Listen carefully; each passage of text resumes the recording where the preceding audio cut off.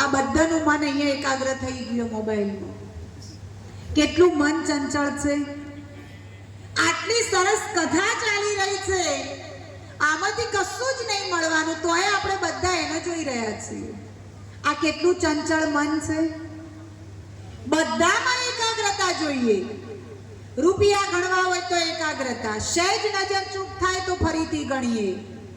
અનાજ વીણવું હોય તો એકાગ્રતા, રોડ ઉપર વ્હીકલ ચલાવવું હોય તો એકાગ્રતા, ફોનમાં કોઈની પર્સનલ વાત સાંભળવી હોય તો એકાગ્રતા. નહીતર એમ કેવું પડે ફરીથી બોલજો, કોઈ સમજણ ના પડી. બધામાં એકાગ્રતા જોઈએ. તો પરમાત્માને યાદ કરવા માટે એકાગ્રતા ના જોઈએ? એક સેકન્ડ આ મન મોકળા જેવું એકાગ્ર નહીં થતું. જેમ હાથીને ખીલે બાંધવો કઠિન પડે, મંદિર ઉપર ફરકતી ધજાને સ્થિર રાખવી અઘરી પડે, એટલું જ આ મન એક સેકન્ડ માટે પરમાત્મામાં એકાગ્ર કરવું અઘરું છે. એના માટે અભ્યાસ જોઈએ. એટલા માટે ભજનની અંદર ગંગા સતીએ પાનબાઈને સંભળાયું કે વીજળીનો ચમકારે પાનબાઈ મોતી પરોવજો તો આ જન્મ સફળ થશે. વીજળીનો ચમકારો ક્ષણિક હોય અને ક્ષણિક અજવાળાની અંદર સોયમાં મોતી પરોવવું આ કેટલી અઘરી વાત છે. પણ પાનબાઈ જો મન એકાગ્ર હશે તો એક ક્ષણિક અજવાળાની અંદર માળા નહીં બની શકે, પણ એકાદું મોતી તો પરોવી શકાશે. એનો મતલબ કે જ્યારે આવી પરમાત્માના જ્ઞાનની વાતોને સાંભળવા બેસીએ, અરણ્ય એટલે એકાંત, મતલબ કે આપણી મન અને બુદ્ધિને આવી દિવ્ય શ્રેષ્ઠ જગ્યાએ એકાગ્ર કરી દઈએ તો આ જે વાતો સાંભળી છે ને એ જીવનમાં ઉતરશે, ગ્રહણ થશે, ધારણ થશે અને ત્યારે જીવનમાં શ્રેષ્ઠ પ્રાપ્તિ કરી શકીશું. એક સેકન્ડ પરમાત્માના દર્શન કરવા માટે વર્ષો સુધી એકાગ્રતાનો અભ્યાસ કરવો પડે, પ્રેક્ટિસ કરવી પડે. પછી બતાવવામાં આવ્યું તીર્થ. તીર્થ એટલે કોઈ જળાશય કે નદી નહીં. પવિત્ર નદીઓમાં સ્નાન કરવાથી શરીરનો મેલ ધોવાય. પણ સ્કંદ પુરાણની અંદર સાચા તીર્થ બતાવ્યા છે. પ્રેમ, દયા, કરુણા, સહનશીલતા, મધુરતા, ત્યાગ, બલિદાન અને નિસ્વાર્થ સેવાઓ આ સાચા તીર્થ છે. આ મૂલ્યોને જીવનમાં ધારણ કરવાના છે. આજે આ આધ્યાત્મિક મૂલ્યો વ્યક્તિના જીવનમાંથી ખતમ થઈ ગયા. એટલે તો આજે જુઓ મફતિયા વૃત્તિ ફલી ફાલી છે. મફતનું મળતું હોય તો ધાડે ધાડા ઉપડી જોઈએ. માણસ સ્વાર્થી બની ગયો. સગા ભાઈ ઉપર પણ આજે વિશ્વાસ મૂકવાનો સમય નથી. કોર્ટ કચેરીઓ ઉભરાઈ રહી છે. સંબંધો સ્વાર્થના થઈ ગયા. ઘરડા ઘરો વધી રહ્યા છે. મા બાપ વૃદ્ધાશ્રમમાં જઈ રહ્યા છે. એનું કારણ આ આધ્યાત્મિક મૂલ્યોનો દુકાળ પડ્યો છે. બાહ્ય ફેશન વધી ગઈ, અંદરનું આંતરિક મૂલ્યોનું ધોવાણ થઈ ગયું. એટલે આજે વ્યક્તિની કોઈ કિંમત નથી. છે કોઈ કિંમત? લાખો કરોડોના બંગલા બનાવો, લાખો કરોડોની ગાડીઓ લાવો, આમંત્રણ વગર આપણા ઘેર કોઈ પગ મૂકવા તૈયાર નથી. કોઈ બંગલા જોવા માંગતું નથી. કહેશે એમના બંગલા એમના મુબારક. કારણ કે વ્યક્તિના જીવનની કોઈ વેલ્યુ નથી. આપણા કરતા પ્રાણીઓની વેલ્યુ વધી ગઈ. એવું કહેવાય કે હાથી જીવતે લાખનો હોય, મરે તો 1.25 લાખનો. માણસની છે કોઈ કિંમત? જીવતાય ઠુહા ખાઈ રહ્યા છીએ અને મર્યા પછી તો 1 કલાક કોઈ રાખવા તૈયાર નહીં. કાઢો કાઢો. મર્યા પછી એ ગંધાઈએ. આજે માણસને વેચવા નીકળજો. 5 વર્ષ પહેલા ગધેડો 50,000 વેચાયો હતો. ગધેડાની કિંમત 50,000. અને માણસને વેચવા નીકળો કે અમાર ઘરની ફલોણી વ્યક્તિ જોઈતી નહીં, મફત લઈ જો. મફત પૈસોય જોઈતો નહીં, તોય કોઈ લઈ જવા તૈયાર નહીં. પ્રાણીઓ પાળવા તૈયાર છે પણ માણસને પાળવા તૈયાર. કારણ આપણી વેલ્યુ, આપણા ભાવ આપણે જાતે ઘટાડ્યા. કિંમત જ નહીં કહેતા. ઘરમાં કોઈ ભાવ જ નહીં પૂછતું. કોઈએ ભાવ નહીં ઘટાડ્યા. આપણા સ્વભાવથી, આપણા સંસ્કારોથી છીએ. અને સૌથી કળિયુગમાં મોટામાં મોટું તીરથ હોય તો આજના સમયમાં એ છે મા બાપની સેવા. સાચું તીર્થ, ચાર ધામ એ માતા પિતાના ચરણોમાં છે. જે આ દેશની અંદર જન્મ લેનાર દેવાધિદેવ શ્રી ગણેશે બતાવ્યું અને શ્રવણે બતાવ્યું. શ્રવણ કાવડમાં કોને બેસાડ્યા હતા? શ્રવણે માતા પિતાને. એ આંધળા હતા. એ એવું કહી શકતો હતો કે તમે આંધળા છો, હું તમને જાત્રા કરાવું કે ના કરાવું, શું ફેર પડવાનો, તમને તો મંદિર મહાદેવ દેખાવાનું નથી, એવું શ્રવણ કહી શકતો હતો ને. છતાંય આંધળા મા બાપની ભાવનાઓને પૂરી કરી. જીવતા માતા પિતાની સેવા કરજો. પરમાત્માથી બીજું સ્વરૂપ જેવા હોય એવા માતા પિતા છે. મા બાપનું ઋણ અનેક જન્મો લઈને મરી જઈશું ને તો એમને આપેલા જન્મનું ઋણ અનેક જન્મો લીધા બાદ ભી ચૂકવી નહીં શકીએ. પછી પિતૃ છાયા માતૃ છાયા બંગલા ઉપર લખાવવાનો કોઈ અર્થ નથી. હા, આજે કોઈ પણ જીવનમાં તકલીફો આવી રહી છે, આપણે કોઈને જોવડાવવા જઈએ તો ભુવાઓ એવું જ કે માતૃ દોષ નડે, પિતૃ દોષ નડે. માતાઓ નડે કે છે તમારી પેઢીના પિતૃ દોષ નડી રહ્યા છે, માતૃ દોષ નડી રહ્યા છે. માતા પિતા એના બાળકોને નડે? નડે કોઈ દિવસ? જીવતા નહીં નડે, મર્યા પછી નડે. અરે એમની સેવાઓ નહીં કરી, એમની ઓતોડી નહીં ઠારી, એમની બદદુઆઓ લીધી છે, એ આપણા કર્મો નડી રહ્યા છે. બાકી માતા પિતા કોઈને નડતા નથી. આ પિતૃ દોષ અને માતૃ દોષમાંથી મુક્ત થવું હોય તો ઘરમાં જીવતા માતા પિતાની સેવા કરી લેજો. ડુંગરાવાળી માને ચુંદડી નહીં ઓઢાડો તો ચાલશે, પણ ઉમરાવાળી માને ખુશ રાખજો. ઉમરાવાળી રોતી હોય અને ડુંગરાવાળી માને ચુંદડી ઓઢાડવા જો તો એ માં પ્રસન્ન થશે? એ માં એવો જવાબ આપશે કે પહેલા ઉમરાવાળી માને ખુશ રાખ. આજે મા બાપના વારા નીકળ્યા છે. કઈ દિશાએ આપણે પ્રગતિ કરી, કઈ દિશાએ આગળ વધી રહ્યા છીએ, કઈ દિશાએ આ જગતનો વિકાસ થઈ રહ્યો છે? માતા પિતાના વારા. અરે એક સમય એવો હતો કે નાના હતા ત્યારે લડતા હતા કે માં મારી છે, પેલો ભાઈ કે માં મારી છે. આજે લડી રહ્યા છે માં તારી છે, પેલો કે માં તારી છે, મારા એકલાની થોડી. જો આ સમય આવ્યો છે, સાંભળી લેજો. અગર માતા પિતાના વારા કાઢ્યા, માતા પિતાની સેવાનો અવસર ચૂક્યા તો 33 કરોડ દેવતાઓના આશીર્વાદ કોઈ જન્મમાં નહીં લઈ શકો. એ ફોટાઓને અગરબત્તી કરવાનો કોઈ મતલબ નહીં. સામેથી ચાન્સ લેજો કે મા બાપ મારા જોડે રહેશે, અમે મા બાપના ભેગું રહીશું. આજે ફેશન નીકળીએ, બોલવાના શબ્દો કેવા, અમે મા બાપના રાખીએ છીએ. અરે ભાઈ, મા બાપે જન્મ આપીને આપણને મોટા કર્યા તો આપણે મા બાપને લાયા કે મા બાપે આપણને લાયા? એટલે સૌથી મોટું તીર્થ એમના આંસુ ના પડાવતા, સમાજ મર્યા પછી ના જમાડતા, તકતીઓ એમના નામની ના મરાવતા, 12 દિવસ સુધી બાળકોને નહીં ખવડાવો તો ચાલશે, પણ જીવતા જીવતા એમની દુઆઓ, એમના આશીર્વાદ અને એમની ઓતડી ઠારજો.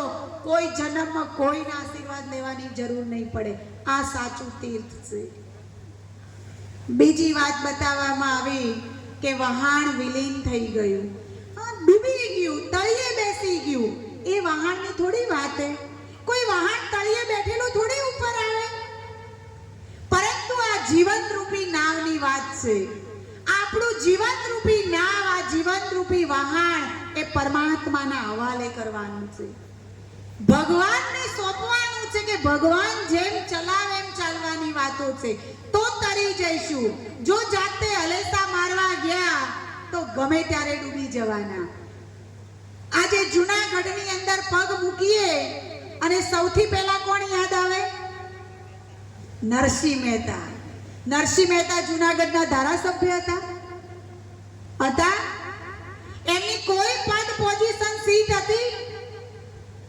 જૂનાગઢમાં રાજાઓનું રાજ્ય ચાલતું હતું. આજે નેતાઓનું રાજ્ય ચાલી રહ્યું છે. છતાં એક ઝૂંપડીમાં રહેવા વાળો ભગવાનનો ભગત જૂનાગઢ નગરી કહેશે કોની? નરસિંહ મહેતાની. નામ કમાઈ ગયો, જીવન તરી ગયું. એનું કારણ કે એને એની જીવન રૂપી નાવ ભગવાનના હવાલે કરી હતી. આજે આપણે બધા ધર્મને માનીએ છીએ. ધર્મને નહીં માનતા એવું નહીં, પણ ધર્મનું નહીં માનતા. ઈશ્વરને બધા માનીએ છીએ, પણ ઈશ્વરનું નહીં માનતા. હવાર પડે રોજ અગરબત્તી, દીવો, હોમ, હવન, આરતી, ઉમિયા માતાએ જવાનું, વૈદ્યનાથ જવાનું, કેવલેશ્વર જવાનું, ટપક ટીલા કરવાના, બધું જ કરીએ છીએ. પણ દિવસ દરમિયાન વ્યસનો, વિકારો, ફેશનો, એકબીજાના પગ ખેંચવાના, હરામનું લેવાનું, પડાવવાનું, નિંદા, ઈર્ષા, નફરત, આ તો બધું છોડ્યું નહીં. તો ધર્મ શું કહી રહ્યો છે? ધર્મ એવું કહી રહ્યો છે કે ધોળા પહેરો, ભગવા પહેરો, ટપક તિલક કરો, એનું જ ધર્મ. એક સોસાયટીની અંદર બે વ્યક્તિ રહેતા હતા. એક વ્યક્તિ, અવાજ ઓછો કરો ને ભાઈઓ. એક વ્યક્તિ ધાર્મિક હતો, જે સવારમાં વહેલા 5 વાગે ઉઠે, ભગવાનના મંદિરમાં જાય, અગરબત્તી, દીવા, હોમ, હવન કરે, 7 વાગે એની દુકાનમાં આવે અને 15 રૂપિયાનું નારિયેળ 30 રૂપિયામાં વેચતો હતો. બીજો વ્યક્તિ એવો હતો કે રોજ સવારમાં 7 જ વાગે ઉઠવાનું, ના મંદિર, હોમ, હવન, આરતી કશું જ નહીં, સીધા દુકાને જવાનું, 15 રૂપિયાનું નારિયેળ 17 રૂપિયામાં વેચતો હતો. એ હું વિચારતો હતો કે 2 રૂપિયા એક નારિયેળ ઉપર કમાઈએ ને આપણું ઘર ચાલતું હોય તો બીજા વધારાના લેવાની જરૂર નથી. સાચો ધાર્મિક કોને કહેવાય? સાચો ધાર્મિક માણસ કોને કહેવાય? પેલો દીવા અગરબત્તી કરતો હતો કે વગર દીવા અગરબત્તી વાળો? વગર દીવા અગરબત્તી વાળો, 17 રૂપિયા વાળો. સાચી વાત? આને ધાર્મિક કહેવાય. અને આપણે વેવાઈ કયો ખોલીશું? 30 રૂપિયા વાળો. અને રોજ ઘરવા લઈએ. અમાર તો વેવાઈ હવાર પડે રોજ મંદિરમાં જોઈ. એકેય દાડો મંદિર વગર એમને ના ચાલે. પણ મંદિરમાં જઈને આવીને કરે છે શું આખો દિવસ? એટલે પરમાત્માનું કયું માનવાની વાતો છે. સાચો ધર્મ પોતે કમાઈએ, બીજાનું ભલું કરીએ, બીજાનું ભલું વિચારીએ અને આપણા હકનું જ આપણે ખાઈએ, આપણા હકમાંથી બીજાને ખવડાવીએ, એ ધર્મ શીખવી રહ્યો છે. તો આ જીવન રૂપી નાવ તરી જશે અને નરસિંહ મહેતાની જેમ લોકો યાદ કરશે.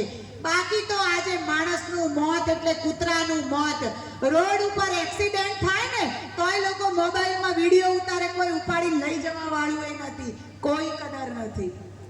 કદર આપણે કરાવવી પડશે. પછી બતાવવામાં આવ્યું વ્રત. વ્રતનો અર્થ થાય સામાન્ય નિયમ અથવા ટેક. વ્રત બધાએ લીધા હશે, ભાઈઓએ લીધા હશે, માતાઓએ લીધા હશે. સેજ કોઈકના જોડે કંઈક બગડે એટલે શું કહીએ? જો આજથી તમારા જોડે બોલું તો આજથી તમારે ને અમારે બોલવાના કોઈ સંબંધો નહીં. ભાઈ ભાઈ એકબીજાનું ગોળાનું પાણી નહીં પીતા. અને કહીએ શું? અમે તો વર્ષોથી એમના જોડે બોલતા નથી, એટલે કોઈ એવોર્ડ પ્રાપ્ત કર્યો નથી બોલતા. એટલે આવા વ્રત તો ઘણાએ લીધા. હવે આ બધા વ્રતોને તોડી દેવાના છે. રીસ, જીદ, નિંદા, ઈર્ષા, નફરત, વ્યસન, વિકાર, કામ, ક્રોધ, લોભ, મોહ, અહંકાર, આ બધા વ્રતોનો ત્યાગ કરી વિકારો, વાસનાઓ, આ બધા વ્રતો છોડી દેવાના છે. અને એવું વ્રત લો કે આજે કોઈની નિંદા નહીં કરવી. એવું કોઈ દિવસ વ્રત લીધું?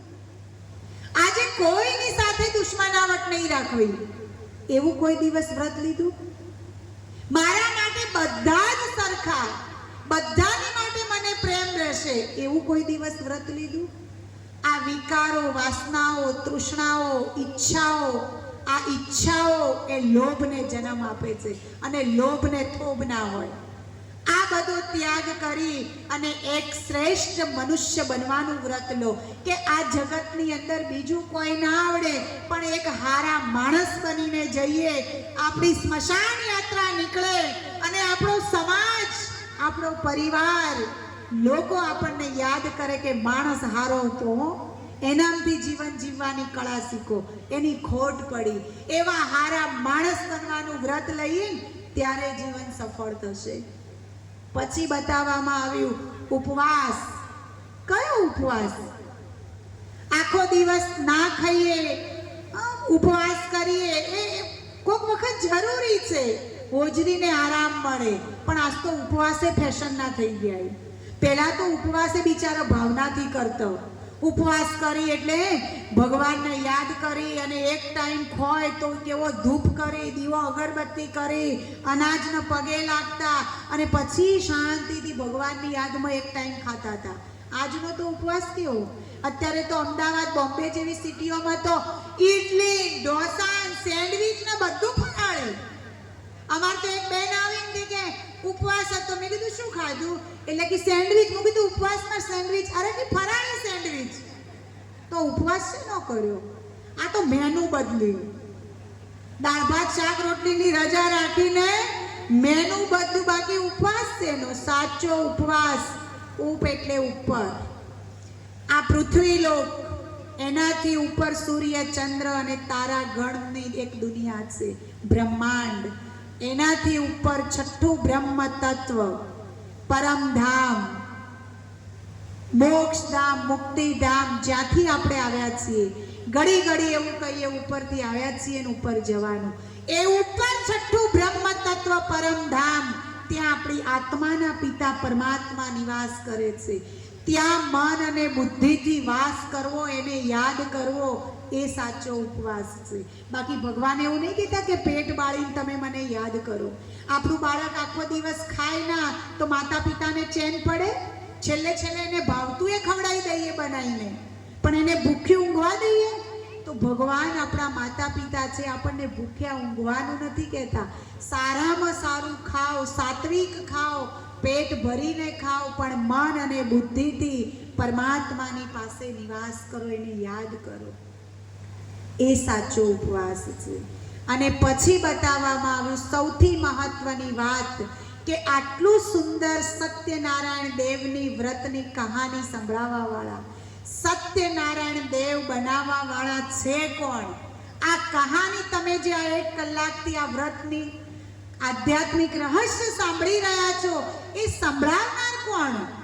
એ આ સત્યનારાયણ દેવની વ્રત કથા સંભળાવનાર આપણા સૌના પરમપિતા પરમાત્મા, શિવ પિતા નિરાકાર, જેને કહેવાય સત્યમ શિવમ સુંદરમ. સત્ય છે, શિવ છે, કલ્યાણકારી નિરાકાર, એ આપણા સૌના આત્માઓના પિતા ભોળાનાથ. શિવનો અર્થ થાય સદાય કલ્યાણકારી. ભારત દેશની અંદર 12 જ્યોતિર્લિંગમ તરીકે આપણે પરમાત્મા શિવને યાદ કરી રહ્યા છે. ભારતભરનું કોઈ એવું ગામડું ખાલી નહીં હોય કે જ્યાં મહાદેવનું મંદિર ના હોય. એવા દેવોના દેવ, જેને કહેવાય હર હર મહાદેવ. દેવાદિદેવ શ્રી શંકરના પણ પિતા પરમાત્મા શિવ નિરાકાર. દેવાદિદેવ શંકરે પણ પરમાત્મા શિવનું ધ્યાન ધર્યું. રામેશ્વરમ, રામના પણ ઈશ્વર. રામે જે સ્થાન ઉપર શિવની પૂજા કરી, એ સ્થાનનું નામ આપ્યું રામેશ્વરમ. ગોપેશ્વરમ, ગોપ એટલે શ્રી કૃષ્ણ. શ્રી કૃષ્ણએ પાંડવોને જે સ્થાન ઉપર શિવની પૂજા કરાઈ, શિવલિંગની, એ સ્થાનનું નામ આપ્યું ગોપેશ્વરમ. એવા શ્રી રામ અને શ્રી કૃષ્ણના ઈશ્વર પરમાત્મા શિવ નિરાકાર, જ્યોતિર્મય બિંદુ સ્વરૂપ, ગુણોમાં સિંધુ, રૂપમાં બિંદુ, સર્વના સદગતિ દાતા, મુક્તિ અને જીવન મુક્તિ આપવા વાળા, અજન્મા કરતા અને અભોગતા એવા પરમાત્મા શિવ નિરાકારની સમગ્ર ભારત વર્ષમાં નહીં પણ સંપૂર્ણ વિશ્વની અંદર, સમગ્ર વિશ્વની અંદર આ જ્યોતિને, આ જ્યોતિર્લિંગમને જુદા જુદા નામોથી, જુદા જુદા ધર્મોની અંદર આજ સુધી એની પૂજા અને એની વિધિ થતી આવી છે. કોઈએ એને અમરનાથ કહ્યું, અમર કથા સંભળાવી આત્માઓને અમર બનાવી રહ્યા છે, એટલે એનું નામ આપ્યું અમરનાથ. કોઈએ વિશ્વેશ્વર નાથ કહ્યું, વિશ્વના નાથ છે એટલે એનું નામ આપ્યું વિશ્વનાથ. કોઈએ સોમનાથ કહ્યું, દરેક આત્માઓને આવો સોમ રસ પીવડાવી આત્માને સંપૂર્ણ બનાવી રહ્યા છે એટલે નામ આપ્યું સોમનાથ. એવા આજ સુધી આપણે ગાતા આવ્યા કે હરિ તારા નામ છે હજાર, કયા નામે લખવી કંકુતરી. એવા અલગ અલગ નામોથી પરમાત્મા શિવને સમગ્ર વિશ્વની, સમગ્ર ધર્મની આત્માઓ, ઈસુ ખ્રિસ્તે પણ કહ્યું ગોડ ઇઝ લાઇટ, પરમાત્મા લાઇટ સ્વરૂપ છે. પારસીઓએ પણ એક મીણબત્તી કેન્ડલ પ્રગટાવી અને જ્યોતિનું ધ્યાન ધર્યું.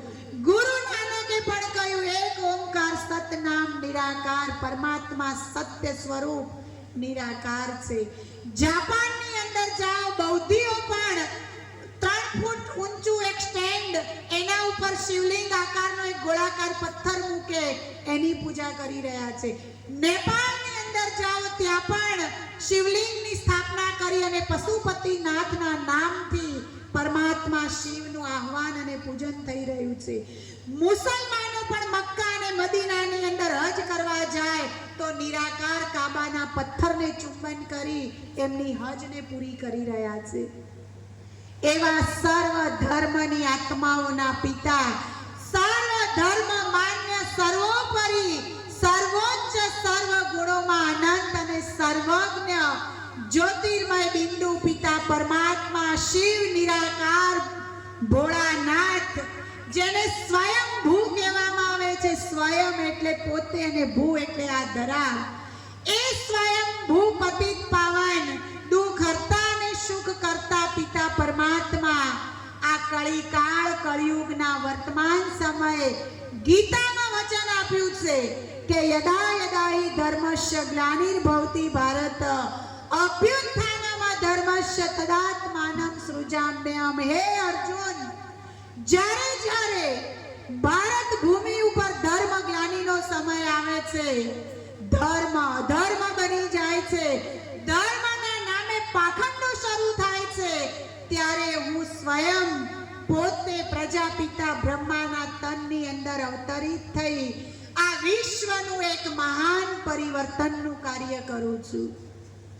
એ શિવ પિતા પરમાત્મા ભોળાનાથ આ વર્તમાન સમયે પ્રજાપિતા બ્રહ્માના તનની અંદર પ્રવેશ કરી અને સાચી સત્યનારાયણની વ્રત કથા સંભળાઈ રહ્યા છે કે આ સૃષ્ટિ ઉપર, આ સમગ્ર વિશ્વ ઉપર સત્યનારાયણનું રાજ્ય ક્યારે હતું, કયા સમય ઉપર થઈ ગયા અને સત્યનારાયણ કેવી રીતે દરિદ્ર નારાયણ બન્યા અને ફરીથી કેવી રીતે દરિદ્ર નારાયણ સીડી ચડી અને સત્યનારાયણ બની રહ્યા છે, એની કહાની સંભળાવતા પરમાત્મા કહે છે કે આજથી 5000 વર્ષ પહેલા સમગ્ર વિશ્વ ઉપર જળ, સ્થળ, ચર, અચર બધા જ ઉપર અખંડ અવિનાશી અટલ ચક્રવર્તી શ્રી લક્ષ્મી અને શ્રી નારાયણનું રાજ્ય ચાલતું હતું.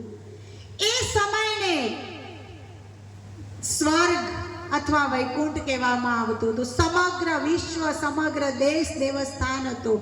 એ સમયે આ દુનિયા ઉપર સંપૂર્ણ દેવાત્માઓનો વસવાટ હતો. ઘી અને દૂધની નદીઓ વહેતી હતી. કાયા કંચન જેવી કુદરતી સૌંદર્યવાન હતી. હીરા અને રત્નોથી જડિત રાજમહેલો હતા. માગ્યા મેઘ વરસતા હતા. એટલી બધી ફળદ્રુપ ધરતી હતી કે એક વખત વાવતા હતા અને 9 વખત લણતા હતા. કોઈ રોગ શોક નતા, કોઈ દુઃખ અશાંતિનું નામ નિશાન નતું. કોઈના જીવનમાં આધિ વ્યાધિ અને ઉપાધિ નથી. સંપૂર્ણ દેવાત્માઓનું જીવન સુખ, શાંતિ અને સંપત્તિથી ભરપૂર હતું. સમગ્ર દેવતાઓ સત્યનારાયણ હતા.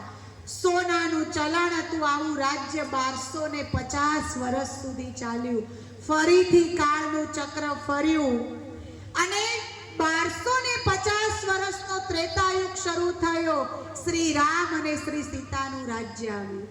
સતયુગમાં 8 પેઢી શ્રી કૃષ્ણનું રાજ્ય ચાલ્યું. એટલે આપણે જન્માષ્ટમી ઉજવીએ છીએ, કૃષ્ણના 8 જન્મની યાદગાર. ત્રેતાયુગમાં 9મો જન્મ શ્રી રામનો થયો એટલે આપણે રામનવમી ઉજવીએ છીએ. 1250 વર્ષ શ્રી રામ અને શ્રી સીતાનું રાજ્ય ચાલ્યું. અહીંયા પણ સુખ સંપત્તિથી ભરપૂર હતું. યથા રાજા રાણી તથા પ્રજા હતા. રામ અને સીતાના જીવનમાં ભી કોઈ દુઃખ અને અશાંતિ નહોતું. કોઈ કૈકેયી મંથરા જેવી નારીઓ નહોતી. કોઈ રાવણ નામનો અસુર નહોતો. કોઈને શ્રવણના માતા પિતાની જેમ અંધાપો નહોતો. કોઈ કોઈને શ્રાપ નતા આપતા. કોઈ વિયોગમાં કે શોકમાં મરતા નતા. એટલે તો ગાંધી બાપુએ બી સ્વપ્ન જોયું હતું કે ભારતની અંદર રામ રાજ્ય સ્થપાય. જો રામના રાજ્યમાં દુઃખ હોય તો ગાંધી બાપુ શું કામ એવી ચાહના રાખે? એવું શ્રેષ્ઠ આચરણ વાળું ધર્મયુક્ત અને શ્રેષ્ઠ આચરણ વાળું રામ અને સીતાનું રાજ્ય હતું. રામ રાજા, રામ પ્રજા, રામ શાહુકાર, બસે નગરી જીએ ગાતા ધર્મ કા ઉપકાર. એવું શ્રેષ્ઠ રામનું રાજ્ય 1250 વર્ષ ચાલ્યું. ફરીથી કાળનું ચક્ર ફર્યું. 1250 વર્ષનો દ્વાપર યુગ આવ્યો. 1250 સતયુગ, 1250 ત્રેતા. ત્રેતાના અંત સુધી 33 કરોડ દેવાત્માઓનું સામ્રાજ્ય આ સમગ્ર વિશ્વ ઉપર હતું. એક જ ભારત દેશ હતો. ફરીથી કાળનું ચક્ર ફર્યું. આ 33 કરોડ દેવાત્માઓ જન્મ પુનર્જન્મ લેતા લેતા વામ માર્ગમાં ગયા એટલે પતિત બન્યા. પતિત બન્યા એટલે પોતાના ધર્મ અને કર્મને ભૂલી ગયા. ધર્મ અને કર્મ અલગ થઈ ગયા. એટલે દ્વાપર યુગમાં ધર્મ, આશ્રમો અને ઘર અલગ થઈ ગયા. લોકો એવું માનવા લાગ્યા કે ભાઈ ધર્મ કરવો હોય, ભગવાનનું નામ લેવું હોય તો આશ્રમમાં જવું પડે. ઘરમાં રહીને આ બધું ના થાય. ઘરને કુરુક્ષેત્રનું મેદાન બનાવી દીધું લડવા ઝઘડવાનું. અને ધર્મ મંદિરમાં રહી ગયું. ધર્મ અને કર્મ અલગ થયા. લોકો દુઃખી અને અશાંત બન્યા, પાપી બન્યા. એટલે રોગ અને શોક જીવનમાં ઘૂસ્યા. એટલે એમાંથી મુક્ત થવા માટે ફરીથી આત્માઓએ પરમાત્માને પોકાર્યા. એટલે પરમાત્માએ જુદા જુદા ધર્મ સ્થાપકોને આ દુનિયા ઉપર મોકલ્યા. અને જુદા જુદા ધર્મ સ્થાપકોએ વિશ્વમાં ચારેય દિશાઓમાં જુદા જુદા ધર્મોની સ્થાપના કરી અને આવા આયોજનો કરી અને લોકોને ધર્મના માર્ગે વાળવાનો પ્રયત્ન કર્યો. સાચું ધર્મનું અને કર્મનું જ્ઞાન સંભળાવવાનો પ્રયત્ન કર્યો. છતાં પણ કહેવાય કે દુનિયા પતન તરફ ઢળતી ગઈ. 1250 વર્ષનો આવો દ્વાપર યુગ પૂરો થયો અને કળિકાળ કળિયુગ આવ્યો. કળિયુગની અંદર જે દ્વાપર યુગમાં પરમાત્માના મંદિરો બન્યા, ભગવાન શિવની પૂજા થતી હતી, કળિયુગ આવતા આવતા માણસ એટલો દુઃખી, અશાંત, પાપી અને ભ્રષ્ટાચારી બન્યો, એટલો રોગી ભોગી બન્યો કે ભગવાનને ભૂલી ગયો અને ભગવાનના પૈગંબરોને પૂજા કરવા લાગ્યા. ઠેર ઠેર ભક્તિ ભી તમો પ્રધાન બની ગઈ. જેને જે કહ્યું એની પૂજા. જો તો કરીને દુઃખ ઓછા થવા જોવે. ગમે તે જો, ગમે તો વ્રત રાખો, ગમે તે પૂજા કરો, પણ દુઃખમાંથી મુક્તિ મળવી જોવે. ભક્તિ તમો પ્રધાન અવસ્થાને પ્રાપ્ત થઈ. અને આજે કળિકાળ કળિયુગની અંદર કળિયુગના લક્ષણો આપણે જોઈ રહ્યા છીએ. જે નારદ મુનિએ 5000 વર્ષ પહેલા મૃત્યુલોકનું વર્ણન વિષ્ણુની સમક્ષ કર્યું હતું, એ લક્ષણો આજે આપણે નરી આંખે જોઈ રહ્યા છીએ. જે કામ કાળી રાત્રે થતા હતા એ કાળા કામ આજે છડે ચોક દોડા દિવસે થઈ રહ્યા છે. આજે નાના 5 વર્ષના બાળકને પૂછીએ તોય કહેશે કયો યુગ ચાલે, તો જવાબ મળશે કળિયુગ. 5 વર્ષના બાળકથી લઈ અને 100 વર્ષના વૃદ્ધ સુધી કળિયુગ ઘૂસી ગયો છે. કળિયુગ એટલે મારું તો મારું પણ તારામય મારો ભાગ. મારું તો મારા બાપનું પણ તારું એ મારું, એને કહેવાય દાનવ વૃત્તિ. મારું એ મારું, તારું એ તારું, એને કહેવાય માનવ વૃત્તિ. અને મારું અને તારું આ સમગ્ર ઈશ્વરનું છે એ વૃત્તિ દેવ વૃત્તિ કહેવાય. એ વૃત્તિ આજે મરી પરવારી. આજે માણસમાંથી માનવતા મરી પરવારી. માણસ કેવડાવા પૂરતો માણસ રહી ગયો. શું ખાઈ રહ્યો છે, શું પી રહ્યો છે? આજે પાણી નહીં પીવાતું એટલું દારૂ પીવાઈ રહ્યો છે. ક્યાં માણસની જિંદગી ખતમ થઈ રહી છે. શું પીવું, શું ખાવું, શું બોલવું કોઈ જ ભાન નથી. માનવતા બિલકુલ મરી પરવારી છે. માણસ દાનવ બની ગયો છે. એવું કહેવાય કે માણસના ભગવાને સીધો બનાવ્યો પણ ચાલે આડું, પશુના ભગવાને આડું બનાવ્યું પણ ચાલે કેવું, સીધું. આજે માણસ તમામ પ્રકારે બદલાઈ ચૂક્યો છે. આજે એના કારણે આ કળિયુગની અંદર ઘર ઘરની અંદર રામાયણ અને મહાભારત સર્જાઈ રહ્યા છે.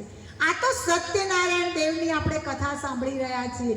બાકી તો આપણે બધાને ઘરમાં રોજ કથાઓ ચાલી રહી છે. સહેજ અવાજ બહાર આવે ને એટલે બીજા દિવસે પાડોશી પૂછી શેની કથા ચાલતી હતી. કથાઓ રોજ ચાલી રહી છે.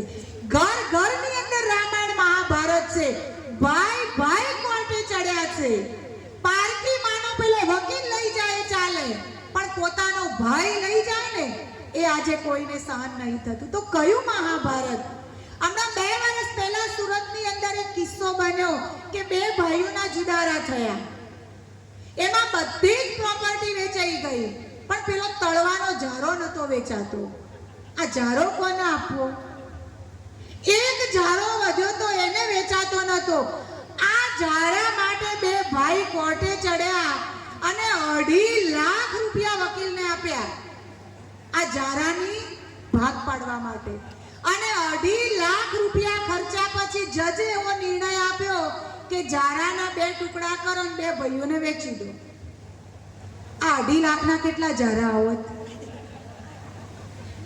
પારકો ખાઈ ગયો ચાલ્યું, પણ પોતાનો ખાઈ જાય અરે છોડી દેજો, ભાગ્યનું ક્યાંય નહીં જાય. આ રામાયણ અને મહાભારતે બતાવ્યું છે કે રામે પોતાના હકની રાજગાદી, પોતાના ભાગ્યની રાજગાદીનો ત્યાગ કર્યો તો 14 વર્ષે ફરતી ફરતી રામના જોડે જાય. રામના ભાગ્યનું કોઈ નહીં ભોગવી શક્યું. આ જગતમાં કોઈની સત્તા નથી કે આપણા ભાગ્યનું ભોગવી શકે. અને મહાભારતની અંદર દુર્યોધન લડી લડીને મરી ગયો, કપટ કરી કરીને મરી ગયો, પણ એના ભાગ્યનું નહોતું. એટલે એક દિવસ બી હસ્તિનાપુરની રાજગાદી ઉપર બેસી શક્યો નહીં. આ રામાયણ અને મહાભારત શીખવે છે. રામાયણ શીખવી રહ્યું છે છોડો, પ્રેમ વેચો. એટલે રામાયણનું સર્જન થયું. રામાયણમાં પ્રેમ વેચાયો. રામ કે તું ભોગવ, ભરત કે તમે ભોગવો, તમે ભોગવો, તમે વાપરો. એમાં રામાયણનું સર્જન થયું. અને હું ભોગવું, હું જ લઉં, એમાં મહાભારતનું સર્જન થયું. તારું કરજો મારું કરીને મહાભારતનું સર્જન ના કરતા, નહીતર એનો અંત નહીં આવે. જ્યારે આવો સમય આવે છે, આજે હોસ્પિટલો ઉભરાઈ રહી છે, રોગ એટલા વધી રહ્યા છે કે કોઈ હોસ્પિટલમાં આજે ગીર્દી ના હોય એવું નહીં બનતું. કઈ પ્રગતિ કરી? આવો જ્યારે સમય આવે છે ને ત્યારે આ કળિયુગના મનુષ્ય આત્માઓ પરમાત્માને પોકારે છે કે વિષય વિકાર મિટાવો, પાપ હરો દેવા. પરમાત્મા આ દુઃખી અને અશાંત આત્માઓનો પોકાર સાંભળી અને આ વર્તમાન સમયે આપ સૌને આ ખુશખબરી છે કે આ વર્તમાન ધર્મ ગ્લાનિના સમય ઉપર પરમાત્મા પિતા શિવ નિરાકાર આ ધરા ઉપર છેલ્લા 86 વર્ષથી અવતરિત થઈ ચૂક્યા છે. પરમાત્માએ ગીતામાં વચન આપ્યું છે કે હું આ દુનિયા ઉપર ગુપ્ત રીતે આવું છું. મને ઓળખનારા કોટોમાં કોઈ અને કોઈમાં કોઈ વિરલા જ હશે. જાડી બુદ્ધિના લોકો મને નહીં ઓળખી શકે, તુચ્છ સમજીને ગાળો આપશે. એટલે પરમાત્મા આ ધર્મ ગ્લાનિના સમય ઉપર આવવાના નથી, આવી ચૂક્યા છે. એ ધર્મ ગ્લાનિના લક્ષણો દરેક શાસ્ત્રોની અંદર વર્ણન કરવામાં આવ્યા છે કે પરમાત્માનું ફરીથી આ દુનિયા ઉપર ક્યારે અવતરણ થશે, એની નિશાનીઓ શું, એની એધાણીઓ શું. ઋષિ સુત પુરાણી રાજા જન્મે એની સામે બેઠા છે.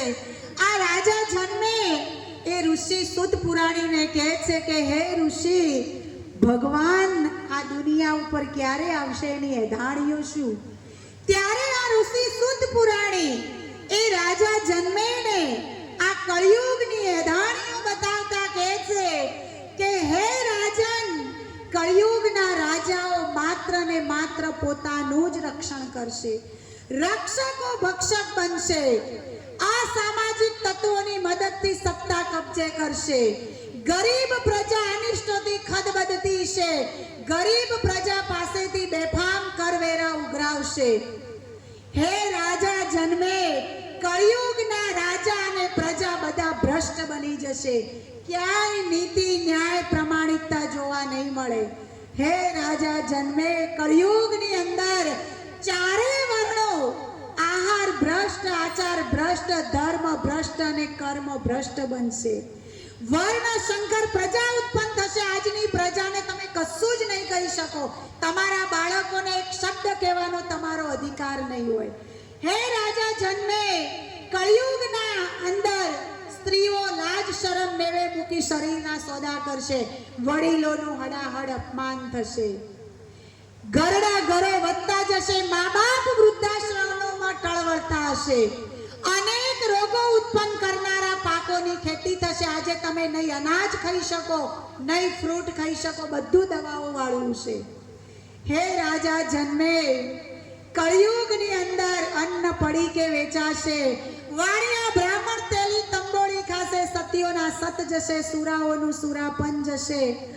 રાજનીતિમાં ભ્રષ્ટાચાર વ્યાપી જશે. નાત્રે પર નાત્રા થશે.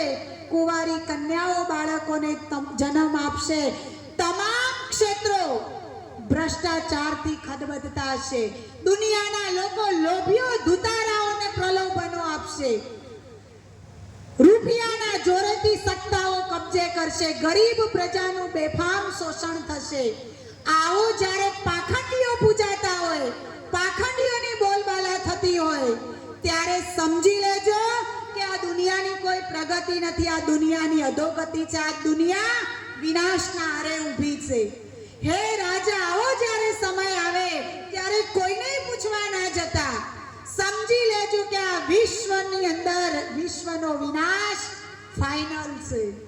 આ લક્ષણો આપણે સાંભળી નહીં રહ્યા, નરી આંખે જોઈ રહ્યા છીએ. આજે સમગ્ર વિશ્વ ત્રીજા વિશ્વ યુદ્ધના આરે આવીને ઊભું છે. દરેક લોકો ભયભીત છે કે આગળ શું થવાનું છે. ભલે બધું જ છે, પણ અંદરથી ફફડાટ, ચિંતાઓ, ડિપ્રેશન, તણાવ અને ટેન્શન, બીપી અને ડાયાબિટીસમાં જીવી રહ્યા છે.